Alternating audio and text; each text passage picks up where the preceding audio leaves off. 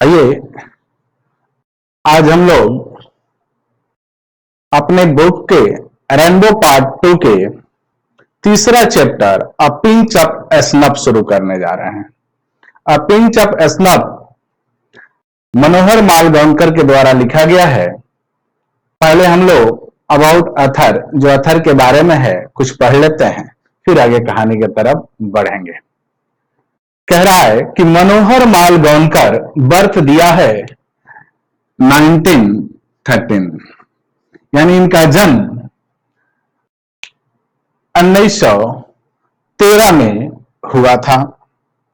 उनका जन्म 1913 में हुआ था। मृत्यु नहीं दिया है। खैर आगे पढ़ते हैं। जो किताब में है वही क्वेश्चन पूछेगा, तो याद रखना है कि इनका जन्म कब हुआ था। Is a well known novelist. Is मतलब है, अब यहां से ग्रामर का सहयोग लेना है अगर आपको पढ़ना है तो। अब आइए, कह रहा है is a well known. Well known मतलब क्या होता है? वेल नोन मतलब होता है विख्यात, प्रसिद्ध। तो इज मतलब है, अ मतलब एक, यानी वे एक विख्यात नोवेलिस्ट हैं। नोवेलिस्ट मतलब क्या होता है बाबू? तो नोवेलिस्ट मतलब उपन्यासकार होता है, यानी वह एक विख्यात उपन्यासकार हैं। एंड शॉर्ट स्टोरी राइटर, और क्या है? लघु कथा लेखक हैं। With over 25 publication to his credit, 25 से भी ज्यादा प्रकाशन उनके नाम है, यानी ऐसे ऐसे 25 चीजें वो लिख चुके हैं। हिज इंपोर्टेंस वर्क्स इंक्लूड, अब यहां से हिज मतलब उनका, इंपोर्टेंट मतलब महत्वपूर्ण, वर्क्स मतलब रचनाएं। वर्क्स मतलब यहां क्या होगा बाबू? रचनाएं। काम नहीं होगा, ध्यान देना है। ये वर्क्स का मतलब होता है रचनाएं। तो यही सब है लिटरेचर में, यह चीज ध्यान देना है। तो ये है वर्क्स। वर्क्स मतलब रचनाएं। तो उनकी महत्वपूर्ण रचनाएं इंक्लूड मतलब शामिल हैं। कौन कौन से शामिल बाबू? डिस्टेंट ड्रम, पहला रचना है डिस्टेंट ड्रम। कई एक बार पूछ चुका है 12 में कि डिस्टेंट ड्रम के लेखक कौन है, इसलिए आप इसको याद करेंगे, डिस्टेंट ड्रम किसका है, के लेखक कौन है। दूसरा है द प्रिंसेस। तीसरा है Ben in the Ganges and Bombay beware. ये सब इनकी रचनाएं हैं जो इन्होंने लिखा है। ये रचनाएं आपसे पूछे जाते हैं, आप इसको याद करेंगे। द प्रेजेंट शॉर्ट स्टोरी, यह जो अभी तत्कालीन लघु कथा है, अ पिंच ऑफ स्नफ। अब आगे आप अपने कहानी के नाम पर क्या कह रहा है कि अ पिंच ऑफ स्नफ। मालूम है पिंच मतलब होता है चुटकी, ऑफ मतलब का या के की, स्नफ मतलब होता है नस्वार, नस्वार, यानी चुटकी भर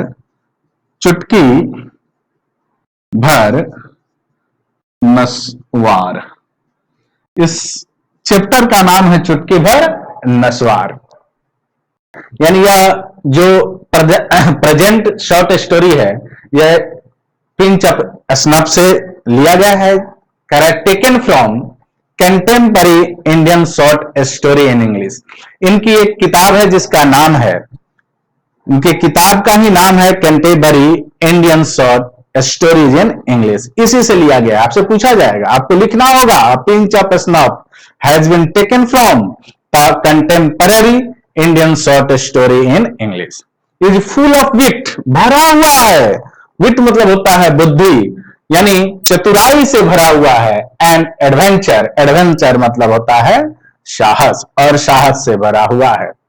आगे दिया है the earlier excitement is built up thought the accuracy and the profound comedy of Malgaonkar's narrative. ये जो मालगांवकर साहब हैं, इनकी जितनी भी रचनाएं हैं, वो उनकी जो माने सोच है, वह एक तरह की कॉमेडी भी होती है, और ये सब उससे ये नैरेटेड है, यानी नैरेटेड मतलब होता है कहानी कही गई है, रचित है। आगे यहां से अब हम आगे बढ़ेंगे। पहला पैराग्राफ के तरफ।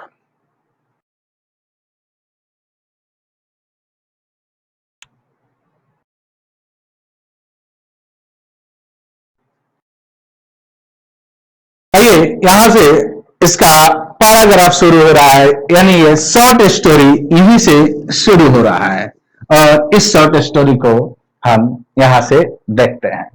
कह रहा है मदर्स अनाउंसमेंट। मदर्स यानी देखिए एपोस्ट्रोफी एस लगाया है जिसका मतलब होता है का के की, आपको ग्रामर में हम पढ़ा चुके हैं, ये आपको वहां पर बता चुके हैं, अब इसलिए यहां समझिए इसको। कह रहा है कि मदर्स अनाउंसमेंट यानी मां की घोषणा, शिकनी यानी मुझे कपा दिया, मां की घोषणा ने मुझे कपा दिया। नन्नू काका इज कमिंग यानी नन्नू काका आ रहे हैं, शी सेड। जैसे उन्होंने कहा कि नन्नू काका आ रहे हैं, यह घोषणा मुझे कपा दिया। ओह माई गॉड आई सेड, मैंने कहा हे ईश्वर, couldn't we send him a wire saying, क्या उनको हम लोग तार नहीं भेज सकते कहते हुए we are living that I am transferred or something, कि हमारा तबादला हो गया है या कुछ और बहाना नहीं बना सकते। तीसरा पैराग्राफ क्या कहता है? कह रहा है नो डियर मदर सैड, मां ने कहा नहीं प्यारे, he must be already on the train, वह तो ट्रेन पर चढ़ चुके होंगे। कैसे उनको हम तार भेज सकते हैं, वो तो ऑलरेडी ट्रेन पर चढ़ चुके होंगे। बिसाइड्स इसके अलावा, अब मां जब देखती हैं कि बेटा घबराया हुआ है तो उसके अलावा क्या कहती हैं? कहती हैं सी एडेड रिंगली, वह पुनः विश्वास दिलाते हुए कहती हैं ही सेज, वो कहते हैं he can not stay here for more than 2 or 3 days, कि वह यहां 2 से 3 दिन यानी 2 से अधिक 3 दिन यहां रुक सकते हैं, इससे ज्यादा वो नहीं रुकेंगे यानी नहीं रुक सकते। चौथा पैराग्राफ में है कि what is he coming to Delhi for in this heat, यहां नरेटर क्वेश्चन करता है कि आखिर इस गर्मी में वो यहां दिल्ली क्यों आ रहे हैं। He wants to see some minister, वह किसी मंत्री से मिलना चाहते हैं। What, देखिए यहां पर एक्सक्लेमेशन है, ये व्हाट कहने से नहीं होगा, यहां कहना होगा व्हाट, यानी लगे कि आप आश्चर्यचकित हो गए। कह रहा कि व्हाट यानी क्या, that means he will be here for weeks, इसका मतलब हुआ कि वह यहां सप्ताहों रहेंगे। Minister don't see people for weeks month, oh my God, मंत्री लोगों से सप्ताहों नहीं मिलते, महीनों नहीं मिलते। आगे देखते हैं अगला पैराग्राफ में।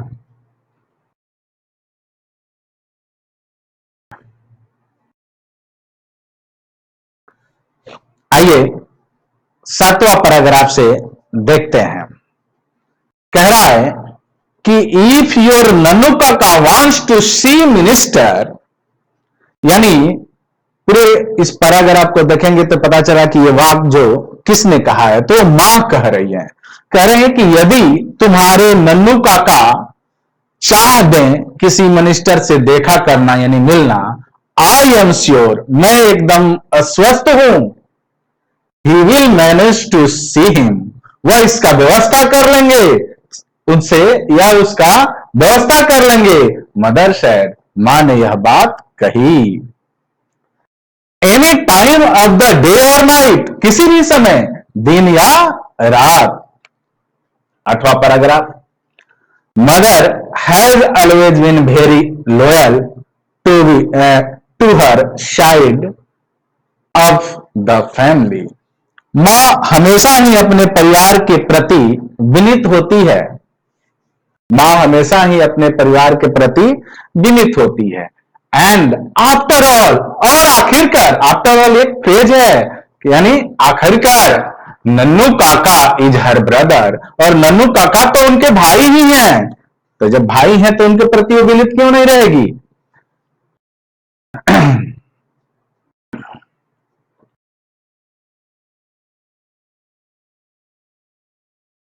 आई ऑन अदर हैंड, और मैं वहीं दूसरी तरफ, may have something of complex about ministers, मंत्रियों के प्रति हीन भावना रखता हूं, जटिल भावना रखता हूं। यानी मैं मंत्रियों के प्रति कैसा भावना रखता हूं, जटिल भावना रखता हूं। I am an under secretary, मैं एक उप सचिव हूं, ऑन प्रोबेशन, और वो भी प्रशिक्षण पर, and as such trained to regard minister, और ऐसा हमें ट्रेंड किया गया है, यानी ऐसा हमें प्रशिक्षित किया गया है, as being 2 step higher than God, कि minister as being 2 step higher than God, कि जो मंत्री लोग होते हैं वह ईश्वर से भी 2 कदम आगे होते हैं। The secretary is being just 1 step higher, और वही उसका जो उप सचिव होता है, जो सचिव होता है, वह 1 कदम आगे होता है। तो ये था 8वां पैराग्राफ। आइए 9th पैराग्राफ में इसको देखते हैं। कह रहा है I was waiting on the platform, मैं प्रतीक्षा कर रहा था। आई वॉज वेटिंग यानी मैं प्रतीक्षा कर, रही कंटिन्यूअस है पास्ट का। आई वॉज वेटिंग, मैं प्रतीक्षा कर रहा था, ऑन द प्लेटफॉर्म, कहा, प्लेटफॉर्म पर, व्हेन द ट्रेन केम इन, जब ट्रेन आई, यानी ट्रेन आने से पहले हम वहां पहुंच गए थे, ट्रेन की प्रतीक्षा कर रहे थे। Nannu Kaka stood in the doorway of the 2nd class carriage, Nannu Kaka खड़े थे 2य श्रेणी के डब्बे के गेट पर। स्ट्रिकिंग फिगर, एक कथकाठी व्यक्ति, व्हाइट हेयर्ड, सफेद बाल, विद एन इंप्रेसिव मस्टेच, और एक बड़ा ही आकर्षक मूछ।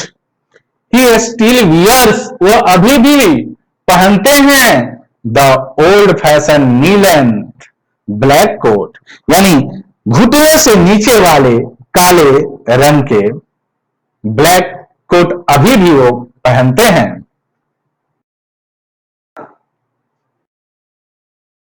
एंड द रेड सिल्क पगड़ी ऑफ द डेकनी ब्राह्मण, और दक्षिण के ब्राह्मणों की तरह लाल कलर के सिल्क के पगड़ी भी रखते हैं, बांध के मैंने सर पर रखते हैं। And drapes a white angocha round his shoulders, और अपने इन कंधों पर अंगोछा डाले रहते हैं। तो ये था आपका 9th पैराग्राफ। अब देखते हैं 10वां में। As I went up, जैसे ही मैं आगे बढ़ा, he handed me a basket, उन्होंने मुझे एक टोकरी थमा दी, एक टोकरी थमा दी। Take this out quick, he whispered, उन्होंने फुसफुसाया कि इसको लेकर बाहर चलो। I will join you outside the station, मैं तुमसे मिलूंगा स्टेशन के बाहर। तो ये था यहां तक 10वां पैराग्राफ। आइए 11वां पैराग्राफ में। आई आस्क्ड नो क्वेश्चन, मैं कोई प्रश्न नहीं किया, यानी नहीं पूछ सका वहां। आई टक the basket under my arm, मैंने टोकरी को अपने बाहों में ले लिया। एंड टर्न, और मुड़ा, only to bump into an enormous Marwari woman who had her head covered in a burqa, और जाकर एक मोटी तगड़ी उस औरत से, एक मारवाड़ी औरत से टकरा गया, जो मारवाड़ी औरत बुर्का पहनी हुई थी, बुर्का पहनी हुई थी, उससे जा टकराया। But my apologies were drawn by the strange sound emanating from the basket, लेकिन मेरी जो क्षमा याचना थी वह उस टोकरी से आश्चर्यचकित टोकरी से आवाज जो आ रही थी उसमें गुम हो गई। The protest of an outrage kitten, वह एक बिल्ली की आवाज थी जो अपने बचाव में चिल्ला रही थी, स्पीड स्टॉप म्याऊं म्याऊं म्याऊं।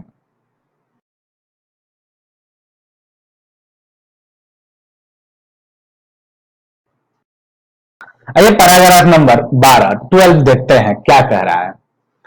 अब देखिए, आई डक्ड, यहां पर डक्ड है यानी V2 है, यानी मैं चौका। डक मतलब होता है चौक जाना, मैं चौका। एंड रन और भागा, चौका और भागा। एंड मिंगल्ड, मिल गया। विद क्राउड, जाकर एक भीड़ में मिल गया। And snoozed through the gate in the walk of the Sikh marriage party, और जाकर एक सिख के शादी विवाह का पार्टी था, उस पार्टी से होते हुए बाहर निकला। 13 paragraph. Nannu Kaka was a long time coming, Nannu Kaka बहुत समय बाद आ रहे थे, यानी बहुत समय के बाद आए। The station yard was nearly empty, जो स्टेशन का प्रांगण था वह करीब करीब, नियरली का मतलब यहां है करीब करीब, खाली हो चुका था। एंड द लास्ट टांगा हैज गॉन, और अंतिम टांगा भी जा चुका था। When he emerged, तब ये दिखाई दिए। Escorted by a fawning ticket inspector, क्या थे? घिरे हुए थे, किससे? चापलूसी कर रहे थे एक इंस्पेक्टर का। किसका? टिकट इंस्पेक्टर का। एक टिकट इंस्पेक्टर का वो फाउनिंग कर रहे थे। फाउनिंग मतलब होता है चापलूसी करना, तेल लगाना।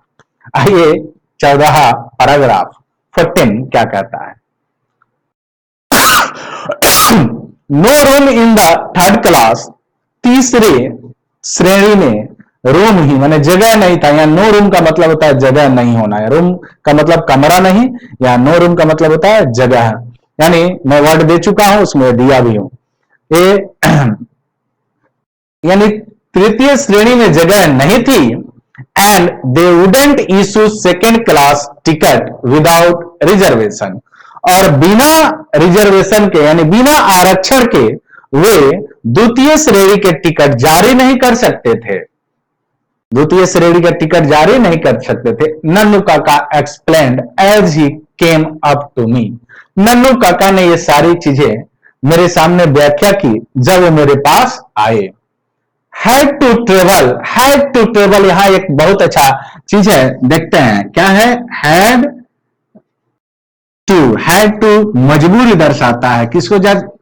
मजबूरी दर्शाता है। जब हम किसी चीज को मजबूरी में करते हैं वहां हैड टू लगाते हैं। तो यहां कह रहा है कि had to travel second on a third class ticket, यानी तृतीय श्रेणी के टिकट था, लेकिन मजबूरी में मुझे यात्रा करना पड़ा द्वितीय श्रेणी में। But it was all arranged quite amicably, लेकिन ये सारी व्यवस्था बहुत अच्छे ढंग से कर ली गई। सच अ नाइस यंग मैन, बड़ा ही सुंदर वह युवा व्यक्ति, बड़ा ही सुंदर वह युवा। द टीसी, कौन? यानी उस टीसी को बता रहे हैं कि वह जो टिकट कलेक्टर है बड़ा ही सुंदर है, बड़ा ही व्यवहारिक है। यू सॉ, आपने, तुमने देखा। How he even came right out with me, कैसे उसने मेरे साथ बाहर तक आया। शो दैट यानी ताकि there should be no trouble, कोई परेशानी ना हो सके। The kitten of course travel free, how is it, यानी यह बेशक यह जो किटन है वह मुफ्त में यात्रा की होगी ना। 15 देखते हैं। वेरी क्वाइट, बड़े ही शांति से। आई सैड परहैप्स, मैंने कहा शायद। इट इज डेड, यह मर गई है। आई थॉट होपफुली, मुझे ऐसा लगा। 16 paragraph. We got into the car, हम लोग कार में जाकर बैठे। And even before I had changed into second gear, यहां तक कि मैं अभी द्वितीय गियर बदला भी नहीं था।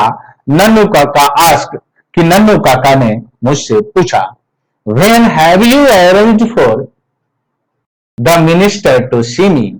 मेरी व्यवस्था, मिनिस्टर से मिलने की मेरी व्यवस्था कब के की करके रखे हो? Can't stay here for more than 2 days, मैं यहां 2 दिनों से अधिक नहीं रुक सकता। 3 at the most, अधिक से अधिक 3 दिन ही रुक सकता हूं।